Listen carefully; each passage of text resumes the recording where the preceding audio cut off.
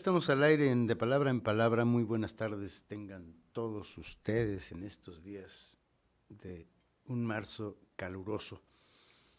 Yo bebiendo mi café para apaciguar el calor y gracias a Luna Mía Café que me invita cada jueves mi cafecito durante este programa. Ya les he dicho que Luna Mía Café cambió de lugar y está en la avenida Lázaro Cárdenas, 2480, esquina con Batalla de la Angostura, en la colonia Chapultepec Sur. Ahí podrán pues pedir bebidas calientes, frías, baguettes, etcétera, ¿no? Entonces, bueno, muchas gracias a Luna Mía que siempre me ha invitado a un buen café. Hoy hablaremos de Miguel Hernández, poeta español, nacido más o menos en 1910 en Orihuela, España, y que tiene una vida muy interesante, ya hablaremos de ella. Y comenzamos con uno de sus poemas, que sin duda más conocidos. También tendré que decir que fue de los primeros poemas que me estremecieron en mi vida. Cuando descubrí que había un poeta llamado Miguel Hernández, gracias a Joan Manuel Serrat, que cantó hizo un disco que se llama Miguel Hernández y que conocimos. Vamos a leer Para la libertad. Para la libertad sangro, lucho, pervivo. Para la libertad mis ojos y mis manos, como un árbol carnal, generoso y cautivo, doy a los cirujanos. Para la libertad siento más corazones que arenas en mi pecho. Dan espumas mis venas y entro en los hospitales y entro en los algodones como en las azucenas. Para la libertad me desprendo a balazos de los que han revolcado su estatua por el lodo. Y me desprendo a golpes de mis pies, de mis brazos, de mi casa, de todo.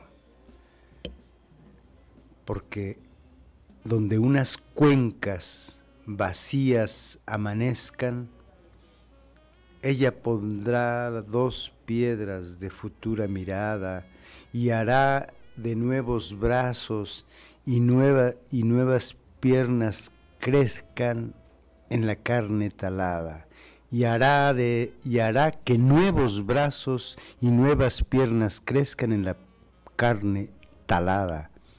Retoñarán aladas de savia sin otoño, reliquias de mi cuerpo que pierdo en cada herida, porque soy como el árbol talado que retoño, porque aún tengo la vida.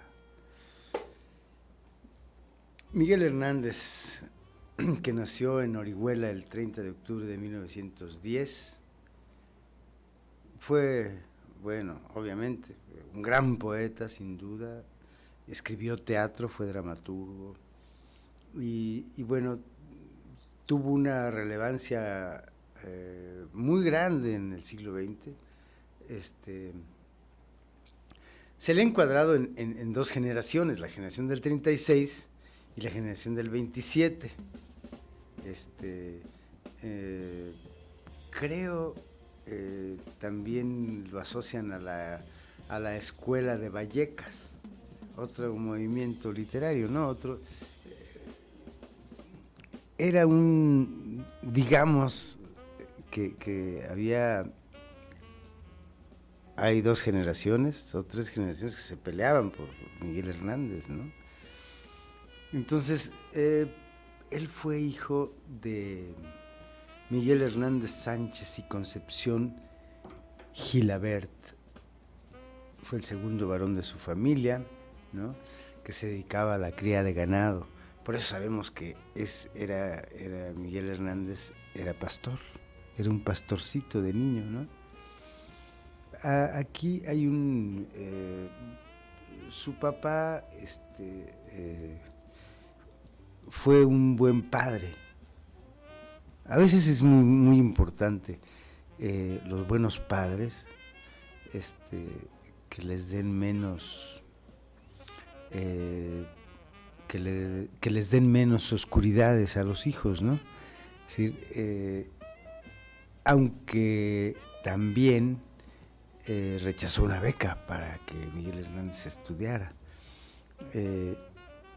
Miguel fue pastor de cabras, fíjense, desde muy pequeño. Y bueno, en 1915, a los 5 años, pues ya fue un niño escolarizado, ¿no?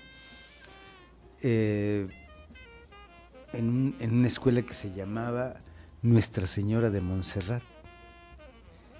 Y ya en el 18 ya recibió la educación primaria en las escuelas del Amor de Dios, ¿no?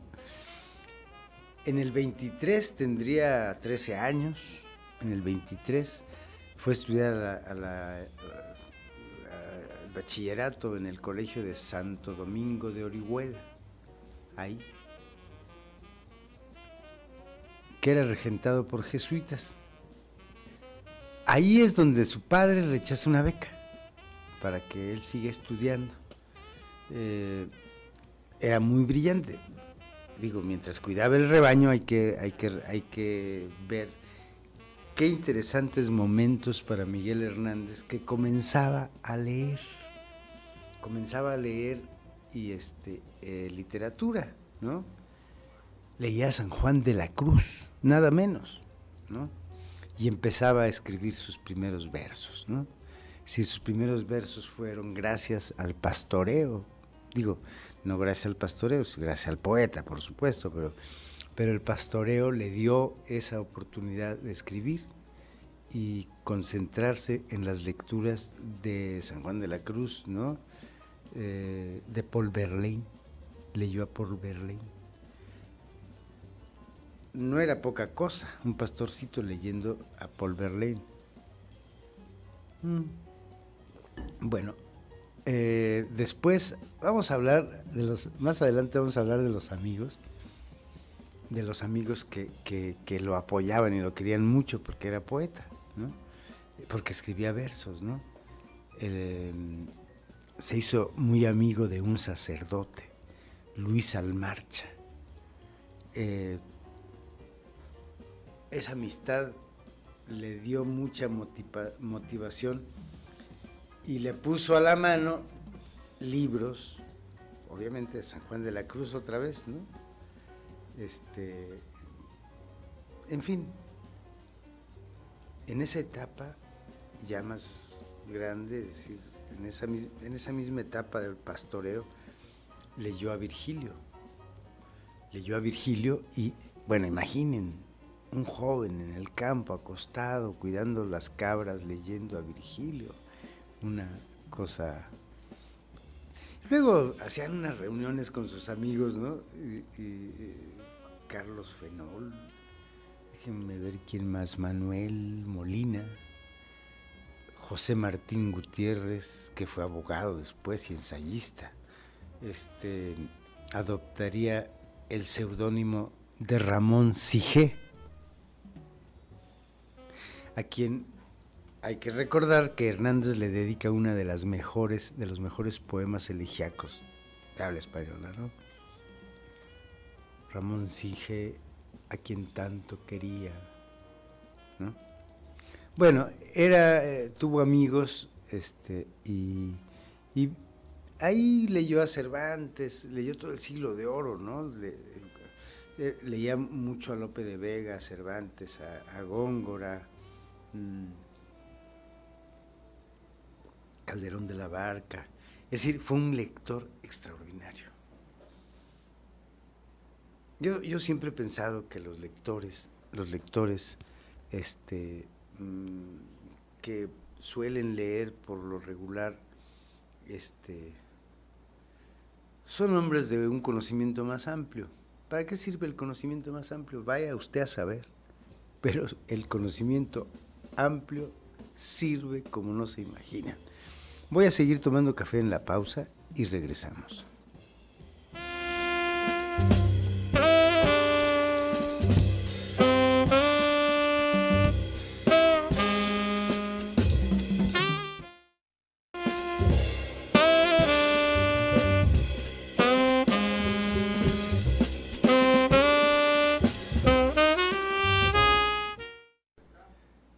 Ya volvimos y vamos a leer un poema de inmediato que se llama Menos tu vientre.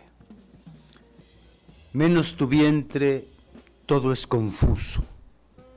Menos tu vientre, todo es futuro, fugaz, pasado baldío, turbio. Menos tu vientre, todo es oculto. Menos tu vientre, todo inseguro, todo postrero, polvos inmundo. Menos tu vientre, todo es oscuro. Menos tu vientre, claro y profundo. Un poema que cantó Joan Manuel Serrat, precisamente. Una musicalización estupenda, ¿no? Y yo creo que vamos a leer de inmediato otro. El tren de los heridos. Este es un poema de amplitud y me parece a mí que este poema representa mucho su musicalidad, ¿no? El tren de los heridos. Silencio que naufraga en el silencio de las bocas cerradas de la noche. No cesa de callar ni atravesado. Habla el lenguaje ahogado de los muertos. Silencio. Abre caminos de algodón profundo, amordaza las ruedas, los relojes, detén la voz del mar, de la paloma, emociona la noche de los sueños. Silencio. El tren lluvioso de la sangre suelta, el frágil tren de los que se desangran, el silencioso, el doloroso, el pálido, el tren callado de los sufrimientos. Silencio. Tren de la palidez mortal que asciende, la palidez reviste las cabezas y el ay, la voz, el corazón, la tierra, el corazón de los que malhirieron. Silencio. Van derramando piernas, brazos, ojos, van arrojando por el tren pedazos, pasan dejando rastros de amargura, otra vía láctea de estelares miembros. Silencio, ronco tren desmayado, enrojecido, agoniza el carbón, suspira el humo, y maternal la máquina suspira, avanza como un largo desaliento. Silencio, detenerse quisiera bajo el túnel la larga madre, sollozar tendida. No hay estaciones donde detenerse, sino el hospital. Si no es el hospital, si no es el pecho. Para vivir, con un pedazo basta. En un rincón de carne cabe un hombre. Un dedo solo, un solo trozo de ala, alza el vuelo total de todo un cuerpo. Silencio, detened ese tren agonizante que nunca acaba de cruzar la noche y se queda descalzo hasta el caballo, y en la arena los cascos y el aliento. Qué música que vuela, ¿no? Es una música volátil, segura, de sonoridad perfecta, ¿no? Para vivir con un pedazo basta, en un rincón de carne cabe un hombre, un dedo solo, un solo trozo de ala. Esa maravilla que es la música en el poema, Miguel Hernández la sabía manejar como pocos. Quizá esa generación tiene músicas en los poemas maravillosos. Recordemos a García Lorca. Incluso Alberti, incluso Alberti. Creo que no hay que dejar de mencionar a Alberti, ¿no? Fíjense que este bloque vamos a llenarlo de poemas. Vamos a leer este de marzo. Además estamos en marzo. Pues leamos Marzo viene. Marzo, viene marzo, el astro de rubios cabellos, la huerta satura y orea. Son las brisas tibias y llenas de efluvios. Marzo, viene sea el ni nubes de colores densos, los grandiosos cielos, regios pabellones son diáfanos, puros azules intensos, las flores despiertan de su río, de su frío sueño, abriendo a los besos del sol sus corolas, sobre los sembrados de verdor risueño, florecen sangrientas miles de amapolas. El ruiseñor teje la canción primera, el límpido arroyo musical suspira, el vaho perfumado de la primavera, en ráfagas cálidas por doquier se aspira. Los undosos huertos de las rojas frutas estallan de blancos azares en poemas, mientras sus cosechas por cientos de rutas transportan los carros esparciendo aromas. Bulliciosas aves van en batallones por el claro espacio batiendo las alas. El almendro mágico rompe sus botones y los tallos viste con sus níveas galas. Medran las moreras. El rudo huertano lanza tras la yunta su tonada. Queda mientras piensa alegre que pronto el gusano le dará montones de amarilla seda. Buscan los jilgueros donde hacer su nido. Croa la rana al borde de la limpia alberca. Todo dice del abril florido, que a gigantes vuelos se acerca. Entre rumorosas y amenas riberas, su caudal fecundo derrama el segura.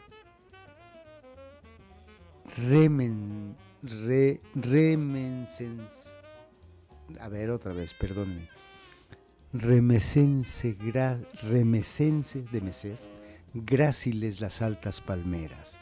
La huerta está ebria de luz y hermosura. La noche se cierra de estrellas cuajada. Entre sus misterios el amor incita. El alma cansina, siéntese alentada. Y el corazón viejo juvenil palpita. Marzo, viene marzo pródigo y amigo, reanimando vidas y sembrando flores. Marzo, te saludo. Marzo, te bendigo. Tú has hecho que en mi alma broten los amores. Qué ritmo, ¿no? Qué imágenes tan interesantes. Este fue escrito el 28 de febrero de 1930 en La Huerta. Así lo firma Miguel Hernández. Decíamos que Miguel Hernández ya se reunía en Orihuela con sus amigos, ¿no? Ganó un solo premio, como los buenos poetas, ¿no? Ganó un solo premio el 25 de marzo con tan solo 20 años, dice aquí. Obtuvo el primer y único premio literario de su vida, concedido por la Sociedad Artística del Orfeón Licitano, con un poema de 138 versos que se llamaba Canto a Valencia, bajo el lema de luz, pájaros, sol. Bueno, recibió ese premio y después, ya el 31 de diciembre de 1931, pues ese mismo año, fíjense qué ilusiones tenía Miguel Hernández. El 31 de diciembre de 1931 viaja a Madrid. ¿Y a qué va a Madrid? A buscar fortuna como poeta, a buscar vivir cerca de escritores, a buscar ese mundillo, ¿no? Ese mundillo que muchas veces no es muy benéfico. Y pues Francisco Martínez Corbalá lo invita a publicar, se lo conoce a Martínez Corbalá, y lo invita a publicar en una revista que se llamaba La Gaceta y otra que se llamaba, bueno, total que incluso le dan trabajo en esas revistas, y era un buen tipo, ¿no? Y pasó un tiempo, le ayudaron a buscar empleo ahí desde la revista, el intento de buscarle un empleo mejor, pues fracasó. Y el 15 de mayo de 1932, estuvo menos del año en el primer viaje que hizo a Madrid, se regresó a Orihuela. Y bueno, aquí hay un dato que según Carlos Rodríguez Seguía, ¿no? Miguel Hernández vivió pobremente desde mediados de diciembre de 1931 hasta mediados de 1932 en el número 4 de la calle Francisco Navacerrada del barrio de la Guindalera. Ahí vivió Miguel Hernández. No estoy seguro si se conserva por lo menos la memoria y la casa y eso. Que los europeos son muy dados digo, que bien, a guardar la memoria de dónde vivió un poeta, dónde nació un pintor, dónde todo eso, ¿no? Eso me parece importante. Que yo un día a un presidente municipal del cual no recuerdo su nombre, no me acuerdo, no sé, a dos presidentes les he dicho, hagan eso, caray, en Morelia. Pongan una placa. ¿Cuánto cuesta una placa? Nada. Para un gobierno y para los impuestos que pagamos los ciudadanos no cuesta nada. Una placa para decir, aquí nació el pintor Alfredo Zalce, aquí nació el pintor Francisco Ramírez Oñate, por ejemplo, ¿no? Eso no costaría. Regresamos.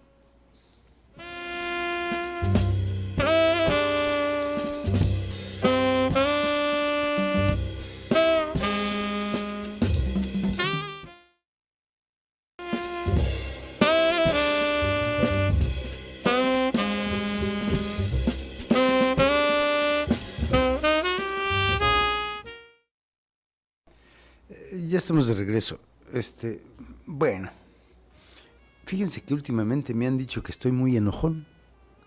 Pues bueno, enojón con razón, eso sí. Nunca me enojo de la nada. Y mis enojos son metafísicos también. Bueno, vamos a ver cómo escribir, que quiere dedicarse al arte, que quiere entregarse por completo al arte, crecer, madurar, etcétera, no ceja en hacer lo que tiene que hacer. Y entonces viene para Miguel Hernández el segundo viaje a Madrid. Es decir, con toda la... A ver, ¿a dónde voy? Tengo que ir, es en Madrid donde debo ir. En 1933 vuelve a Madrid, esta vez con mejor fortuna, fíjense. Aquí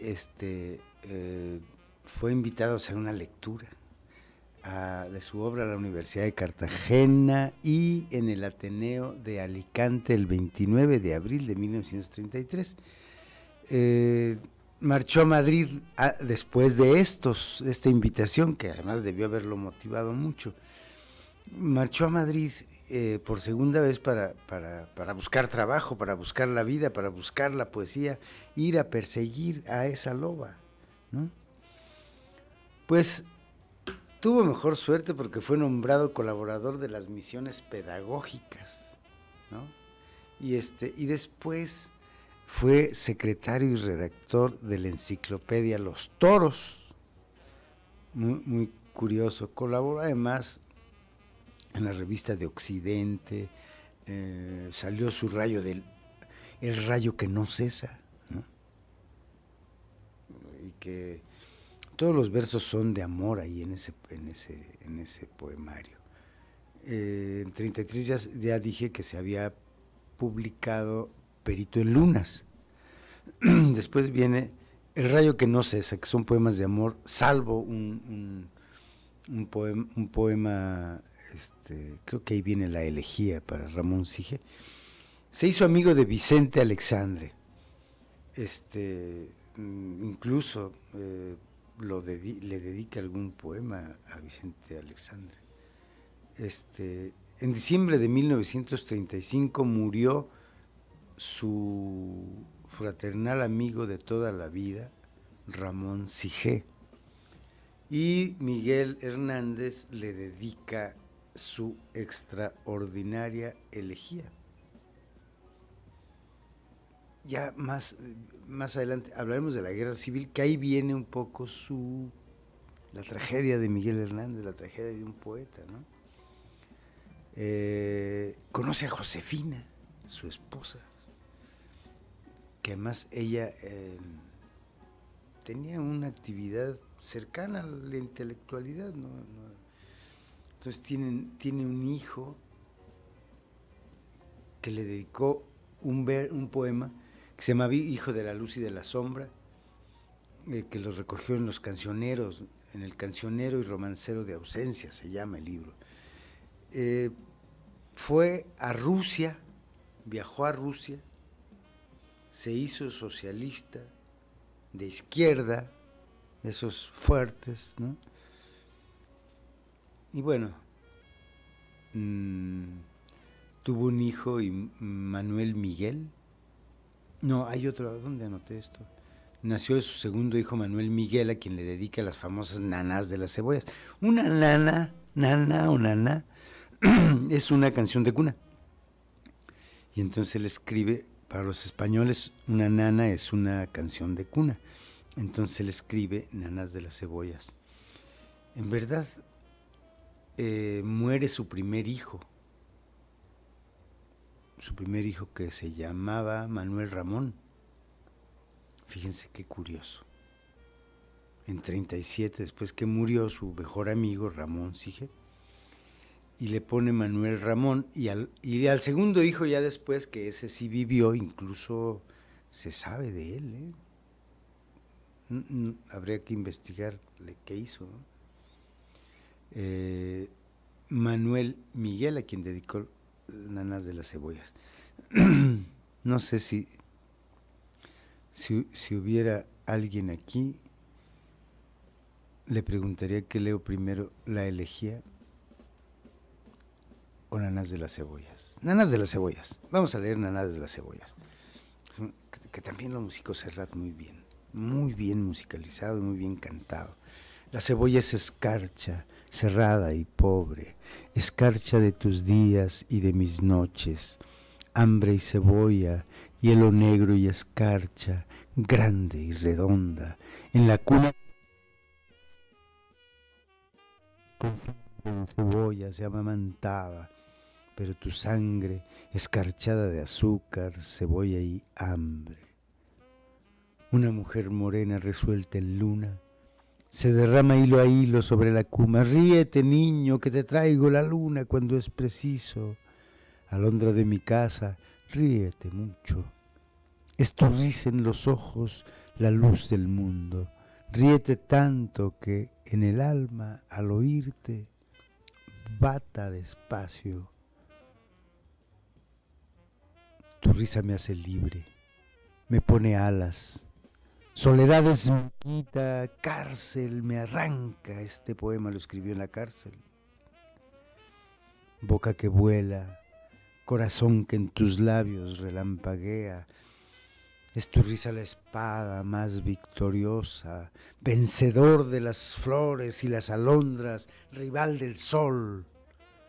Por venir de mis huesos y de mi amor, la carne aleteante, súbito el párpado, el vivir como nunca coloreado. Cuánto jilguero se remonta, aletea desde tu cuerpo. Desperté de ser niño, nunca despiertes, triste llevo la boca. Ríete siempre, siempre en la cuna, defendiendo la risa pluma por pluma. ser de vuelo tan alto, tan extendido, que tu carne parece cielo cernido. Si yo pudiera remontarme al origen de tu carrera, al octavo mes ríes con 5 azares, con 5 diminutas ferocidades, con 5 dientes como jazmines adolescentes. Frontera de los besos serán mañana, cuando en la dentadura sientas un arma, sientas un fuego correr dientes abajo, buscando el centro. Vuela, vuela niño en la doble luna del pecho. Él, triste de cebollas, tú, satisfecho. No te derrumbes, no sepas lo que pasa ni lo que ocurre. A medio poema recordé que no había dicho yo que ese poema lo escribió cuando recibe una carta de Josefina diciendo que no tenían para comer más que pan y cebollas. Y Miguel Hernández está en la cárcel. Y fíjense que me salto esta parte. Cuando llega la guerra civil de España, muy famosa por cierto, que se ha estudiado mucho, Miguel Hernández está en Orihuela. A su amigo José María Cosío, con el que tenía mucho trato y que tuvo mucho trato cuando trabajaron juntos en Espasa Calpe, ¿no? En la redacción conjunta de la enciclopedia. Fíjense.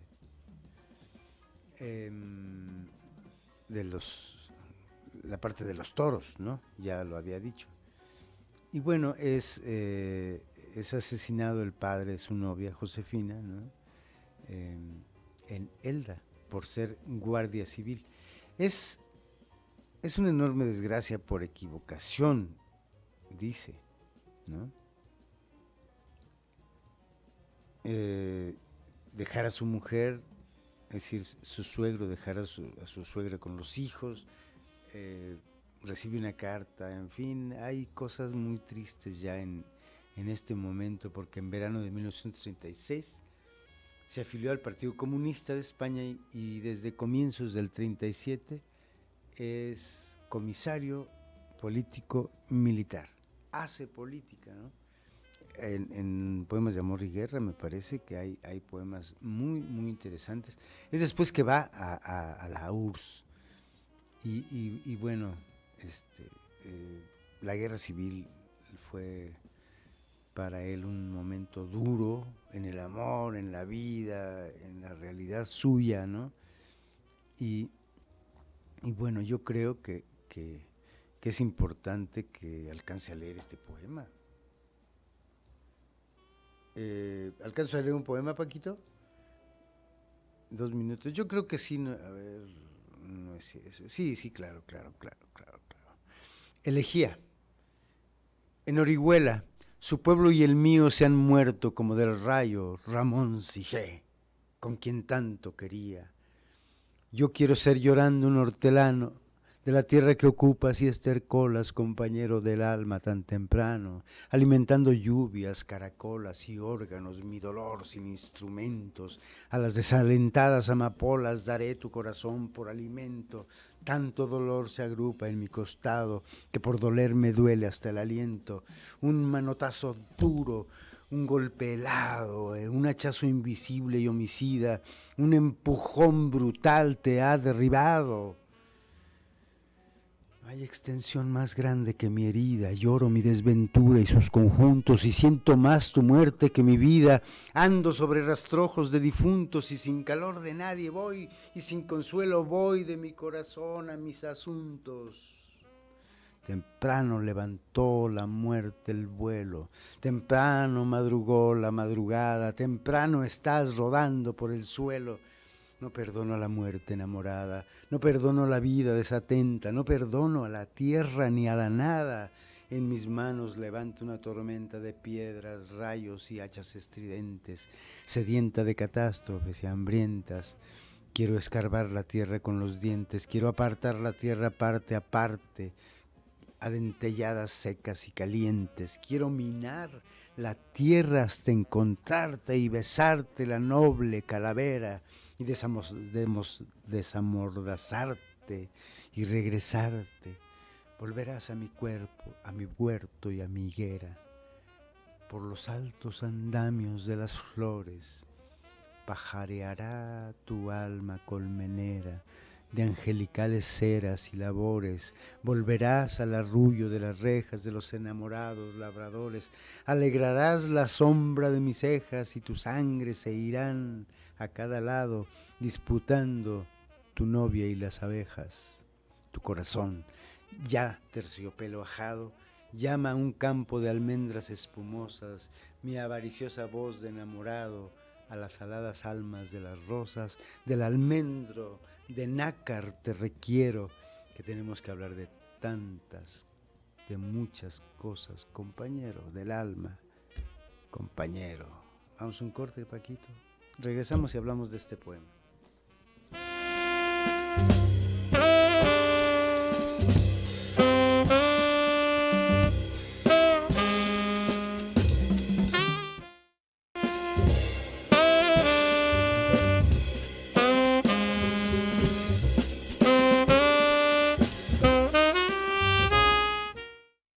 Ya regresamos y bueno, decíamos, este poema es inmenso, es una de las elegías más hermosas que se han escrito en el siglo XX, sin duda. Y aquí viene lo de la guerra civil. Fíjense que es la última parte de su vida, en 1939, recién concluida la guerra, se había terminado de imprimir en Valencia El hombre acecha, aún sin encuadernar, un libro suyo. Una comisión depuradora franquista, presidida por el filólogo Joaquín de Entrambasaguas, ordenó la destrucción completa de la edición. Fíjense. No les digo más a estas bestias, ¿no? Y entonces, pues destruyeron la edición de El hombre acecha, pero quedaron dos ejemplares que se salvaron, y eso permitió que hasta 1981 se volviera a conocer esta pieza de Miguel Hernández. Quiso volver a Orihuela en ese entonces, bajo las garras del asesino Franco, ¿no? Y entonces ahí su amigo Cosío lo quiso llevar con él, pero él decidió volver a Orihuela, pese a que en Orihuela pues había mucho peligro. Después se va. Miren, esta correría de Miguel Hernández está perseguido, porque lo perseguían como perseguía el franquismo. Eso, yo ni hablo de eso, ¿no? Había mucho riesgo en Orihuela y decidió irse a Sevilla pasando por Córdoba, con la intención de cruzar la frontera de Portugal por Rosal de la Frontera, ¿no? Huelva. En Portugal intentó vender un reloj de oro que le había regalado Vicente Alexandre para costearse su viaje a América. Con eso podría haber resuelto salvar la vida, ¿no? Pero fue delatado por el joyero, traidor, por el joyero a la policía, y lo pescaron en Salazar, ¿no? La guardia de Salazar, del dictador, de la otra bestia portuguesa, ¿no? Lo llevaron después ¿a dónde primero? Bueno, finalmente lo llevan a Huelva, y en la prisión provincial ahí de Huelva, pues lo encarcelan, y cuando estaba en la prisión, su mujer Josefina, ahí fue donde recibe la carta de Josefina de que no tienen que comer más que pan y cebolla, y de ahí viene el poema, ¿no? Entonces, preso,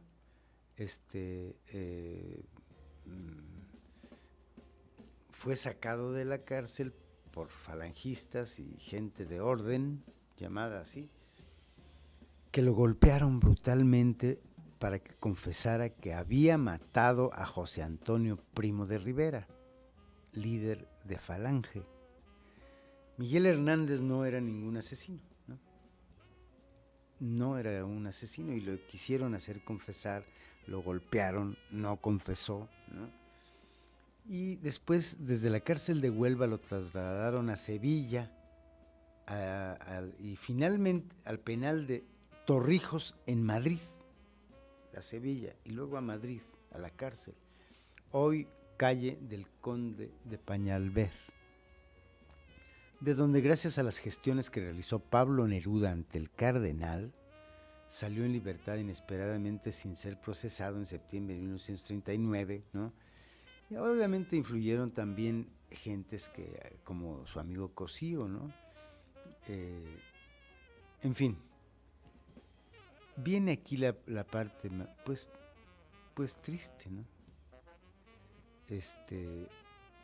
Estos datos de fechas que son importantísimas. Luego pasó a la prisión de Palencia, es decir, allí enfermó. No es cierto, en el reformatorio de adultos de Alicante enfermó, padeció primero de bronquitis, luego de tifus, que se le complicó con con tuberculosis. La intervención del pintor Miguel Abad Miró, amigo desde antes de la prisión, fue decisiva para recibir atención médica. Imagínense ustedes cómo la pasó, ¿no? Falleció en la enfermería de la prisión alicantina a las 5:32 de la mañana del 28 de marzo de 1942, cuando tenía apenas 31 años. Hay una anécdota muy curiosa. Cuando murió no podían cerrarle los ojos. No podían cerrarle los ojos. Es una anécdota para la que Vicente Alexandre, que fue su gran amigo, hizo un poema. Es decir, en fin, sus restos fueron exhumados en 1984 debido a la muerte de su hijo Manuel Hernández Manresa. El mismo año, en 1984, murió su hijo Manuel Miguel, al que le escribió Nanás de las Cebollas, ¿no? Aquella exhumación causó un gran escándalo, un revuelo ahí entre un grupo de seguidores de Hernández que se agolparon el día del entierro del hijo, ¿no? Y bueno, el ataúd fue preservado para exponerlo en la Casa Museo Miguel Hernández, que está en Orihuela. Hay un museo en Orihuela dedicado a... que tuvo que ver su hijo, su hijo, que era un buen hombre, según sé. Pero bueno, este es Miguel Hernández, un poeta que nos heredó una obra espléndida, ¿no? Estamos, si mal no recuerdo, en el tercer bloque, en el cuarto. ¿Ya nos vamos a despedir, Paquito? Pues, ¿qué diremos más de...? Leo un poema. Después del amor, no pudimos ser. La tierra no pudo tanto. No somos cuanto se propuso el sol en un anhelo remoto. Un pie se acerca a lo claro, en lo oscuro insiste el otro, porque el amor no es perpetuo en nadie, ni en mí tampoco. El odio aguarda un instante dentro del carbón más hondo, rojo es el odio y nutrido. El amor, pálido y solo. Cansado de odiar, te amo. Cansado de amar, te odio. Llueve tiempo. y un día triste entre todos, triste por toda la tierra, triste desde mí hasta el lobo.